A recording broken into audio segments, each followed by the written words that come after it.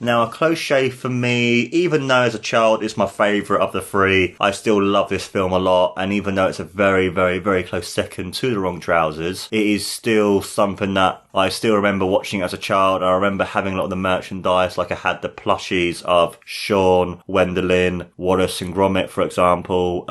It's also one of those films that, same with The Wrong Trousers, it adds so much more. It's the first one as well to have Wallace and Gromit finally have jobs. So basically, and then they also became in later films pest controllers to stop the rabbits eating all the vegetables as well as bakers, and it kind of fits for the film and that kind of thing. As well, it's the introduction of Shaun the Sheep, who's become this massive and iconic character where Shaun the Sheep's had his own TV show with 2 movies. It's the first time to have different characters as well, not just Wallace and Gromit. Even though there's Feathers McGraw was in it, it's more something that has speaking roles. Like, you finally have another character who Wallace can speak to and stuff, which I find to be really, really cool. And it's just one of those films that, even though it's not as a big of a leap as The Wrong Trousers is to A Grand Day Out, but it is a big enough a leap that you feel like there is a leap, but how much more of a leap can you go after going that much of a leap? And there are many moments and spots throughout this entire movie that I absolutely adore. Obviously, it has the introduction of Shaun the Sheep, which I find to be awesome because obviously he gets off the truck. You have the amazing ominousness of Preston because it's kind of like you're not sure about him. The amazing moment because you get to see more of Wallace's inventions in this one as well. And then when you have Wallace going through the trapdoor onto his seat to get ready for the day, you have the theme tune playing, which I find to be really, really cool. I love the moment as well when they've been rung up by Wendelin to clean her windows. You have them going through to get ready for that job, and it's kind of like, to me, like a kind of a Batman kind of thing, because you have this amazing sort of like superhero music playing. You have this amazing like motions and stuff, and just really cool. And I love the fact as well when it happened, you've got it going like, really, we're doing all this? It's like, what's the point? Kind of thing. I love that because it kind of shows, even though Wallace is this amazing and smart and clever inventor, Gromit is still down to earth and is kind of like, why do you need to do all this elaborate stuff? Why couldn't we just get changed like normal? I love that. You have the amazing chemistry between Wendelin and Wallace, kind of like will they, won't they, kind of that romance, kind of like the romantic undertones towards the movie, because finally Wallace potentially find love. You also have the very ominous feel to Preston as well, with the music playing in the background, and when he's trying to sneak and creep around the house, Wallace and Gromit and stuff, and then he's in the basement of when they arrive home and they're trying to clean up Shaun the Sheep with the Kit-O-Matic. Shaun gets taken up, has his wool shaved off, and it gets put onto him as the famous jumper, which I find to be really, really cool. I also liked as well the use of the basement, because it's very much sort of like a homage or a callback to A Grand Day Out, because it's something that we never saw in The Wrong Trousers, and it's cool to have the basement back again after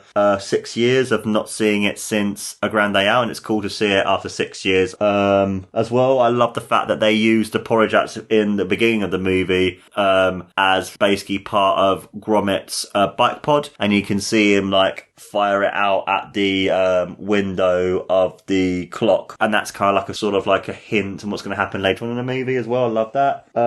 Also as well, the stampede when the sheep run out of Preston's truck, because basically Gromit got framed and stuff by Preston for being the sheep killer. And then you kind of have the scenes of, obviously they couldn't really do a full trial because that'd be too long in this film. It's only half an hour. That you have the sheep with Wallace like reading up on what's happening and stuff, and you can see them getting even sadder and sadder later on throughout these shots of them going, oh, Gromit, and it's just like really sad to see. And then you have Gromit in his prison cell, and then you have him make this puzzle which says meet that person at a certain time and stuff, and then you see Shaun literally with Wallace at the bottom holding the sheep, and then you see him like using the saw to get Gromit out. I love that because it's just like, how the hell can the sheep do this? It's just the pure brilliance of Aardman. And then you have them kind of like Gromit going like, crap, how am I the hell this high and stuff. It's just brilliant humour. The chase scene as well of when you have Wallace and Gromit chasing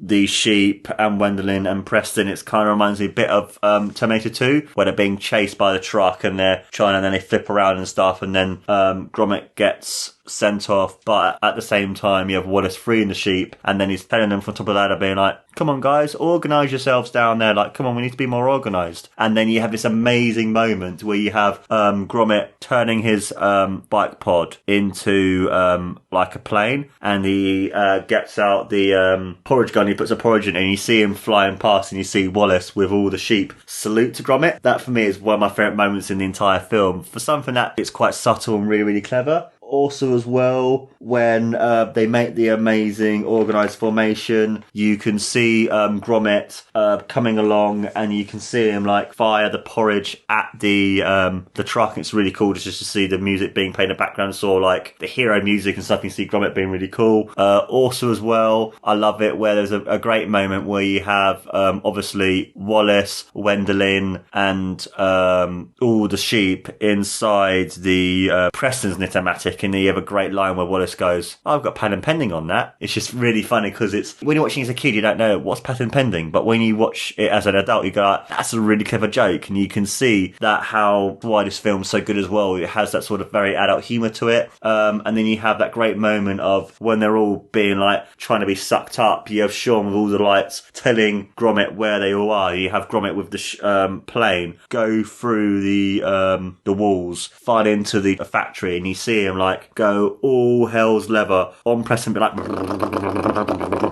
and that moment is fucking awesome. I love it. Such a great moment to this film. I just freaking love it. It's so good. And then you also have when they do send Preston into the Nitomatic, and then they give him the full shave, a close shave as it were, that he malfunctions and becomes the Terminator. And it's quite cool that this film reminds me a lot of the Terminator, because I think watching Terminator 2 recently and then watching this film again recently, I'm like, that reminds me a lot of the Terminator. Like, that's really cool to have something like that, because it's in a factory, because all the Terminator films end in a factory, because that's what happens. And it's just really cool just to see it all and that kind of thing as well. As well as just how demonic, and even though Preston isn't as cool of a villain as Fearless McGraw is, but he's a character who's very intimidating and quite scary, in the sense that he's become this pure robot and very much like a T-800, as it were, from the first original movie, which I find to be really, really cool. Like, I love it. You have all the characters like running away on the treadmill because they don't want to be made into mincemeat by the mincer and stuff, and then you see Sean from out of nowhere, did you get it? Out of nowhere, hit Preston with an anvil, and he goes into the mincer, gets made into mincemeat, into all the Preston's dog food and stuff. Then you see Wendelin as well as Preston go up to the door that Wallace and Gromit live at, and then you can see like Preston's been made into a good dog now after turning evil and bad from obviously doing what he's been doing and stuff and that kind of thing. And then you obviously have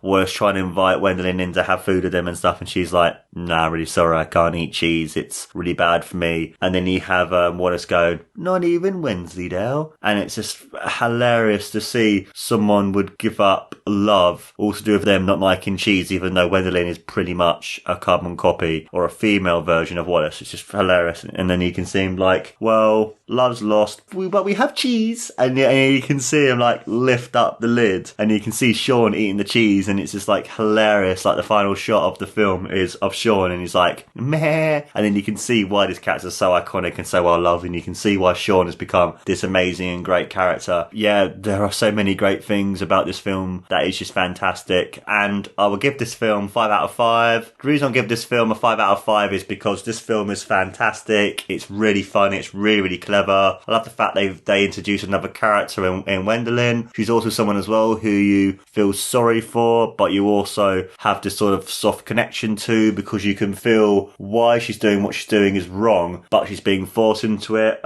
You feel sorry for her because obviously you wanted her to get with Wallace because she is basically a female version of Wallace. Just the action scenes of this film are really, really good, even though nothing can beat the chase scene in The Wrong Trousers. But the scene where you have Gromit coming through the walls and him firing at Preston was fucking awesome as well. I loved that too. Just the hints to the Terminator 2 was great as well, being one of my all-time favourite films as well. And it's also just one of those films that, even though I would show The Wrong Trousers first, it's one of those things that even if someone says to me, Mark, tell me a Wallace and Gromit film to watch, I would still recommend this one very, very highly. And if they watch this one first and the other two, then it's like you're still watching a masterpiece, you're still watching a work of art, you're still watching something that is worth the Oscar that it received received. You're watching something that is worth all the accolades it's had, all the love it's had, and it's just cool to see this is the start of another amazing character who's also gone on to have an amazing franchise. Whereas, as I said before, with Shaun the Sheep, he's had 2 feature films and his own series.